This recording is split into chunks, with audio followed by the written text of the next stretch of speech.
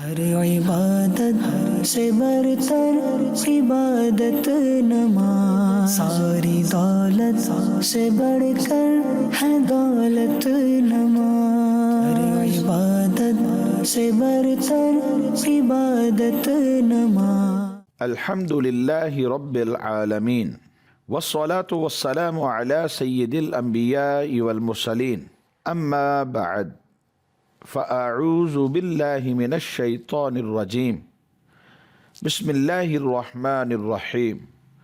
الصلاة والسلام علیک یا رسول اللہ وعلی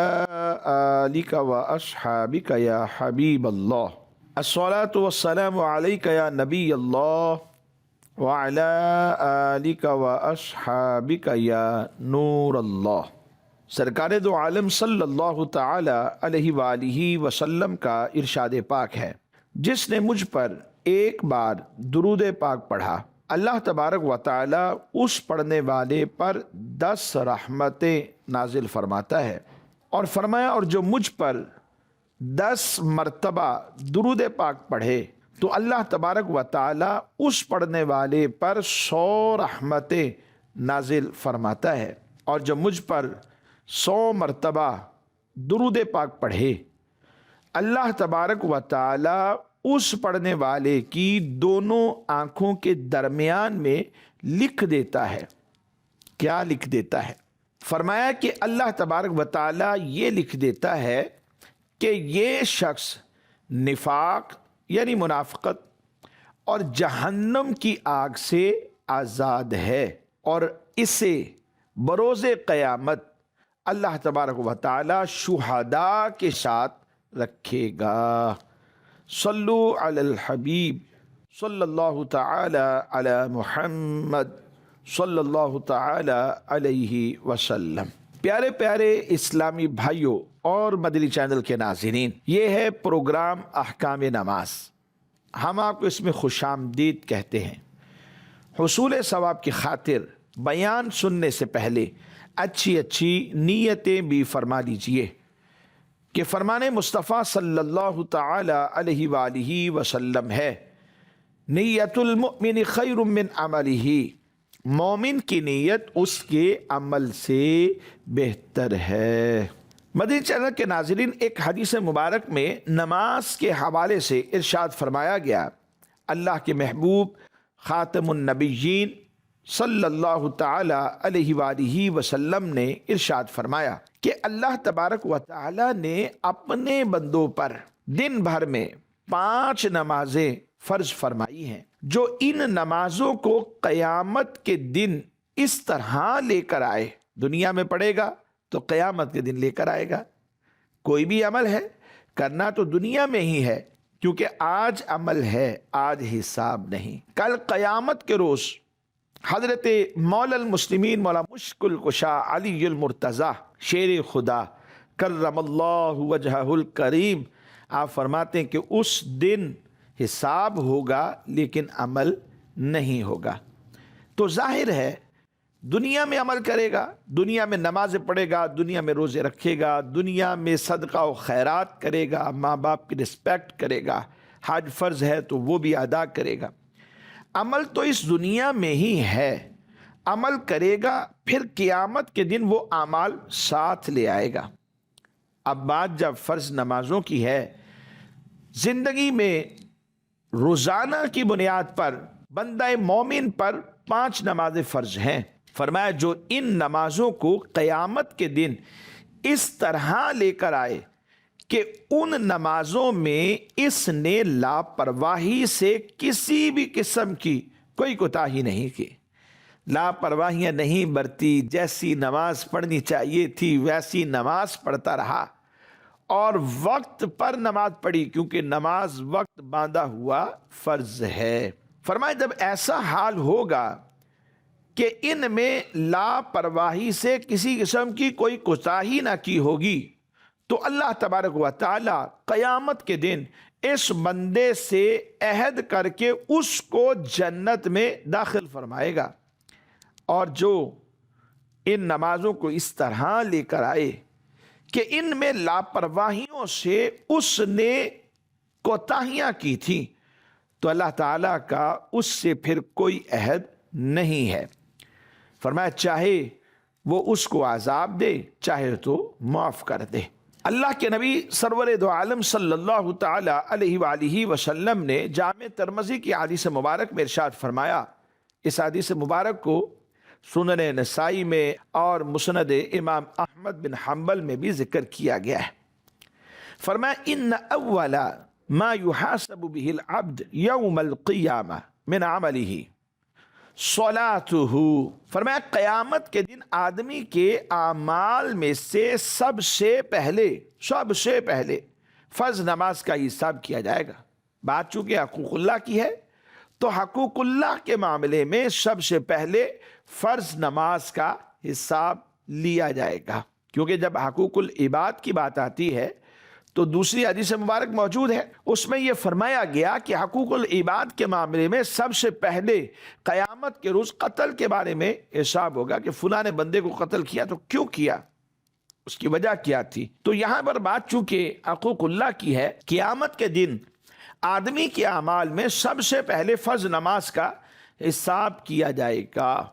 یا لیا جائے گا۔ فرمایا کہ اگر فَإِن صَلُحَتْ فَقَدْ أَفْلَحَ وَأَنْجَحَ، اگر اس کی نماز درست ہوئی تو کامیاب اور کامران ہوگا۔ وَإِن فَسَدَتْ، اور اگر اس کی نماز درست نہ ہوئی فَقَدْ خَابَ وَخَسِرَ، تو فرمایا پھر ناکام ہو جائے گا اور خسارہ پانے والوں میں سے ہو جائے گا۔ تو مدنی چینل کے ناظرین، یہ دو ہی تو حدیثیں ہیں جو آج کے اس پروگرام میں ہم نے ذکر کی ہیں۔ ان دو احادیث کو سامنے رکھ کر ہمیں کیا کرنا ہے، مجھے اور آپ کو، ہم سب کو، ہمیں عمل کرنا ہے، اپنی نماز کو درست کرنا ہے۔ جیسی نماز ہم نے پڑھنی ہے، جیسا حکم ہے، ویسی ہی نماز ہمیں ادا بھی کرنی ہے۔ اب غور فرمائیں، نماز جس کے اوپر ہم نے پابندی کرنی ہے،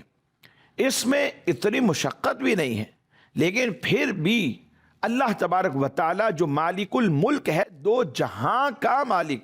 جنت میں داخل کرنے کا عہد کر لیتا ہے کہ ایسے بندے کو جو نماز کو جیسی نماز ہونی چاہیے ویسی نماز پڑھی، کوئی کوتاہیاں نہیں کی اس میں، تو اللہ تبارک و تعالیٰ اسے جنت میں داخل فرماتا ہے۔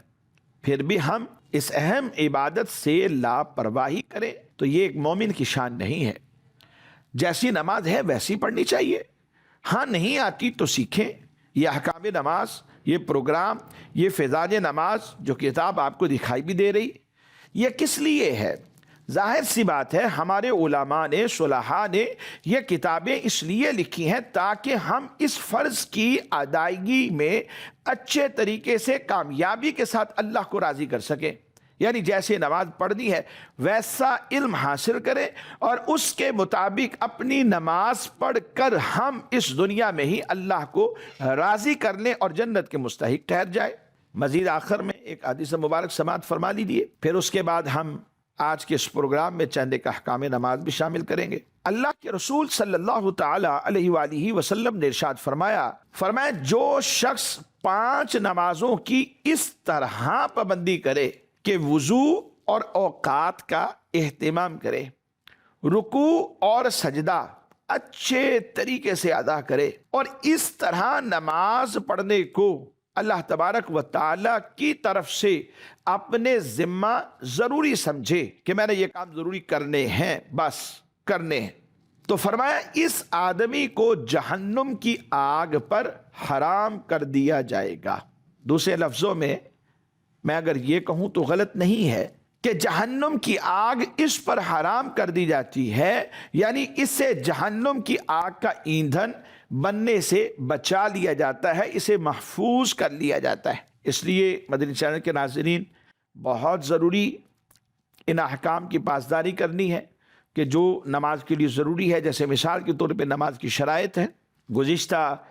چند پروگرام سے آپ نماز کی شرائط بھی سماعت کر رہے ہیں کہ نماز کی جو شرائط ہیں وہ تو 6 ہیں، ان میں طہارت پر بات ہو چکی ہے۔ دوبارہ ریپیٹ میں وہ سلسلہ آپ سنیے تاکہ پتہ چلے کہ طہارت میں کون کون سی چیزیں ضروری ہیں۔ اسی طرح صدر عورت، پھر تیسری جو بات ہے یا تیسری جو شرط ہے جس کا ہونا نماز کے لیے ضروری ہے وہ ہے استقبال قبلہ۔ استقبال قبلہ، اس سے مراد کیا ہے؟ علماء نے اپنی کتابوں میں لکھا ہے کہ نماز میں قبلہ یعنی کعبہ کی طرف منہ کرنے کو استقبال قبلہ کہتے ہیں، کہ ہم یہ جو ڈائریکشن لیتے ہیں کہ نماز کے لیے حکم یہ ہے کہ ہم نے کعبۃ اللہ کی طرف اپنے منہ کو پھیر لینا ہے اور جہت کعبہ کو متعین کر کے اس کی طرف منہ کر کے ہم نے نماز پڑھنی ہے۔ لیکن یہاں پر ایک بات ذہن میں رکھیے کہ خانہ کعبہ ایک متبرک مکان ہے جو ملک عرب کے مشہور شہر مکہ معظمہ میں واقع ہے، اور حجاج کرام وہاں جاتے ہیں، عمرہ کرنے والے جاتے ہیں، اس گھر کا طواف کرتے ہیں۔ یہ اللہ کے حکم سے طواف ہے، اور یہ گھر جو ہے اس روئے زمین پر پہلا گھر ہے جو اللہ تبارک و تعالیٰ نے لوگوں کے لیے بنایا ہے، اور یہ جو گھر ہے یہ تمام عالمین کے لیے ہدایت کا گھر ہے۔ اس گھر کا جو حج ہے وہ اللہ تبارک و تعالیٰ نے صاحب استطاعت پر لازم قرار دیا ہے، یہ اللہ کی رضا کے لیے جائیں گے اور کریں گے۔ لیکن پھر بھی ایک بات ذہن میں رکھیے، استقبال قبلہ تو ہم کرتے ہیں، یعنی یہ ڈائریکشن تو لیتے ہیں یہ، لیکن یہ جسٹ ڈائریکشن ہے۔ نماز اللہ ہی کے لیے پڑھی جائے گی، اور سجدہ جو ہم کرتے ہیں وہ بھی اللہ ہی کو کرتے ہیں، ہم کعبہ کو نہیں کرتے۔ یہ تو صرف ایک سمت ہے، ایک ڈائریکشن ہے، یہ اللہ کا حکم ہے جو کہ ہم لیتے ہیں، اور اس کے مطابق جو ہے وہ چہرہ قبلہ کی طرف کر کے ہم نماز کو ادا کرتے ہیں، کیونکہ یہ اللہ کے حکم سے ہے۔ جبکہ سجدہ یہ اللہ کو کیا جاتا ہے، نماز اللہ کے لیے پڑھی جاتی ہے۔ اگر کسی نے معاذ اللہ، علماء نے لکھا ہے کہ سجدہ کعبہ کو کیا، کعبۃ اللہ کے لیے کیا، تو پھر یہ حرام اور کبیرہ گناہ ہے۔ اور اگر عبادت کعبہ کی نیت سے کی جب تو پھر کھلا یہ کفر میں چلا جائے گا۔ کیوں؟ اس لیے کہ عبادت تو صرف اللہ کی ہے، غیر خدا کی جو عبادت ہے یہ بندے کو دائرہ اسلام سے خارج کر دیتی ہے۔ تو استقبال قبلہ جو ہے یہ نماز کی شرائط میں سے ایک شرط ہے، اور اس سے مراد یہ ہے کہ نماز میں قبلہ یعنی کعبہ کی طرف منہ کر کے نماز کو ادا کرنا، اس کو ہم استقبال قبلہ کہتے ہیں۔ اب یہاں ایک سوال ہے کہ قبلہ کو پہچاننے کی علامتیں پھر کیا ہیں؟ علماء نے ہمارے لیے یہ بھی آسانی فرمائی ہے کہ اگر کسی علاقے میں ہم جاتے ہیں تو وہاں ہمیں یہ نہیں بتا کہ قبلہ کس طرف ہے، تو ہم کیسے پہچانیں گے کہ یہ قبلہ کی جو ڈائریکشن ہے ہم کس طرح نکالیں؟ اول تو آج کل موبائل موجود ہیں، اوقات الصلاۃ دعوت اسلامی نے ہمارے لیے الحمدللہ بڑی آسانیاں کی، ان آسانیوں میں سے ایک یہ بھی ہے، آپ موبائل میں ایپ رکھیں، اس میں قبلہ کی ڈائریکشن کے لیے نیچے آپشن ہوتا ہے، اس کو آپ دبائیں، کلک کریں، پھر وہ آپ کو قبلہ کی ڈائریکشن دیتا ہے کہ بھئی اس مقام پر جہاں آپ یہ موجود ہیں ابھی وہاں پر قبلہ کس طرف ہوگا۔ پھر بھی موبائل نہ ہو، نکالنے کا طریقہ نہیں آتا، یا وہاں لوکیشن چل نہیں رہی، کچھ بھی ہو سکتا ہے، تو پھر شہروں اور بستیوں میں جو مسجدیں ہیں ان میں قبلہ متعین ہوگا، ان کو دیکھ کر قبلہ کا تعین کیا جا سکتا ہے۔ یا پھر آبادی سے باہر اگر چلے جائیں تو مسلمانوں کی قبریں ہوتی ہیں کہ قبروں کا جو سرحانہ ہے اس سے دیکھ کر ہم پہچان سکتے ہیں کہ قبلہ کس طرف ہے، کیونکہ پھر جو میت ہے اس کا چہرہ قبلہ کی طرف کر کے ہم لٹاتے ہیں۔ اور جنگلوں میں، دریاؤں میں، اکثر شہروں میں، پاک و ہند میں جو قطب تارہ ہوتا ہے نمازی کے داہنے، رائٹ سائڈ، داہنے شانے پر ہوتا ہے، تو پھر جب یہ داہنے شانے پر آئے گا تو قبلہ سامنے ہوگا۔ یا پھر لوگوں سے بھی، وہاں کے جو رہنے والے لوگ ہیں ان سے دریافت کیا جا سکتا ہے، وہ بتائیں گے، پھر آپ اس کے مطابق استقبال قبلہ کر سکتے ہیں۔ اور مزید یہ بھی ہو سکتا ہے کہ جس بندے کو شناخت ہی نہیں ہو پا رہی کہ وہ نماز کدھر پڑھے، تو ایسا بندہ پھر کیا کرے؟ تو اس کا بھی حل ہماری کتابوں میں موجود ہے۔ علماء نے یہ بھی لکھا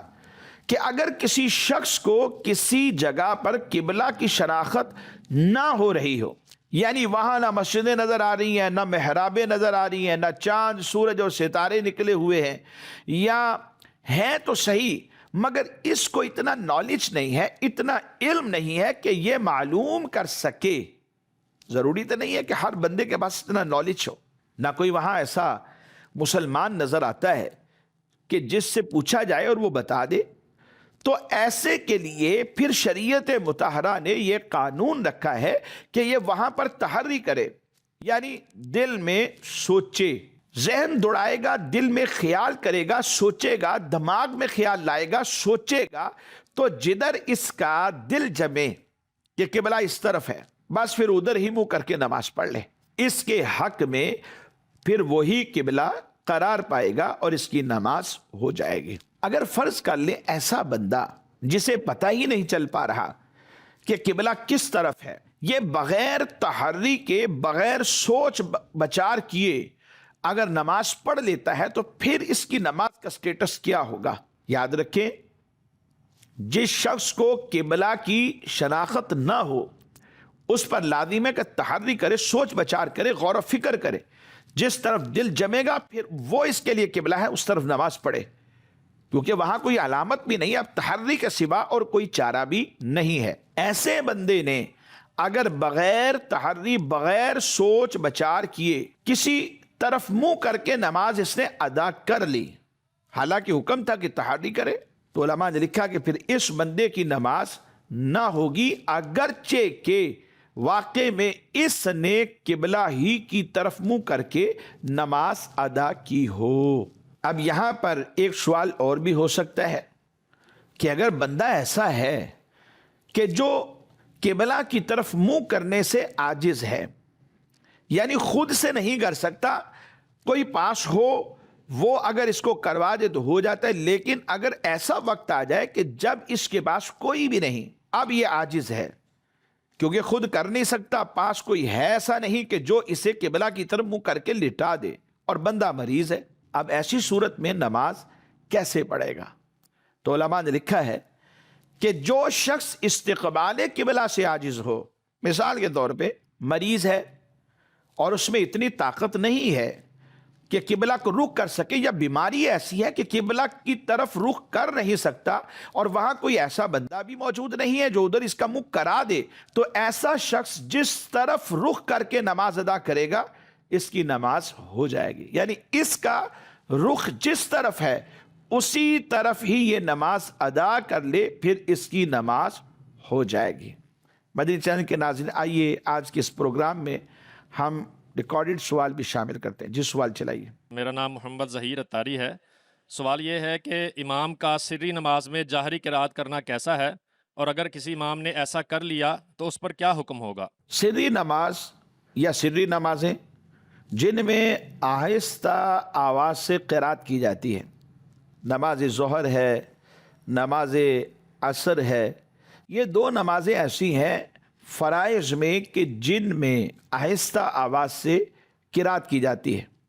اور جہری نمازیں مثال کے طور پہ نماز فجر، نماز مغرب اور نماز عشاء، یہ وہ نمازیں کہ جن میں بلند آواز سے قرات کی جاتی ہے. جو جہری نمازیں ہیں ان میں بلند آواز سے قرات کرنا، جو سری نمازیں ہیں ان میں آہستہ آواز سے قرات کرنا یہ واجب ہے، خواہ وہ سورہ فاتحہ ہو یا بعد کی سورت ہو. اگر کسی امام صاحب نے بھول کر ایک رکعت میں جہاں سری قرات کرنی تھی وہاں پر جہری قرات کر دی، یعنی سورہ فاتحہ اور کوئی سورت جو تھی وہ انہوں نے اونچی آواز سے پڑھ لی، لیکن ایسا ان سے بھول کر ہوا ہے، تو پھر اس صورت میں ان پر سجدہ سہو واجب ہو جائے گا. آخر میں سجدہ سہو کریں گے، پھر نماز مکمل ہو جائے گی. مزید سوال چلائیے. میرا مفتی صاحب سے سوال یہ ہے کہ اگر 4 رکعت والی نماز میں امام صاحب نے قاعدہ اولیٰ میں بیٹھنا تھا مگر بھول کر وہ کھڑے ہونے لگے، ابھی پنجوں کے بل بیٹھے ہی تھے کہ مقتدی نے پیچھے سے لقمہ دے دیا اور وہ امام صاحب بیٹھ گئے، تو اس صورت میں مقتدی اور امام کی نماز ہوگی یا نہیں، اور اس صورت میں سجدہ صاحب لازم ہوگا یا نہیں؟ امام صاحب اگر 4 رکعت والی فرض نماز میں 2 رکعت پر بیٹھنے کی بجائے بھولے سے کھڑے ہونے لگے، یعنی بیٹھنا واجب تھا، قاعدہ اولا انہوں نے کرنا تھا، پھر اس کے بعد تیسری رکعت کے لیے کھڑا ہونا تھا، لیکن بھول گئے۔ اب جیسے ہی یہ اٹھنے لگے، ابھی سیدھے کھڑے نہیں ہوئے تھے اور نہ ہی کھڑے ہونے کے قریب تھے، یعنی ابھی یوں کہہ لیں کہ بیٹھنے کے قریب تھے، پنجوں کے اوپر ہی ابھی بیٹھے تھے، نچلا جو آدھا حصہ ہے وہ ابھی سیدھا نہیں ہوا تھا، پنجوں کے بل ہی ابھی بیٹھے تھے جیسا کہ پوچھا جا رہا ہے، تو بالاتفاق قاعدے کی طرف لوٹنے کا انہیں حکم ہے۔ لازم ہے کہ قاعدے کی طرف لوٹ جائیں، کھڑے نہ ہوں، کیونکہ قاعدہ اولا واجب ہے،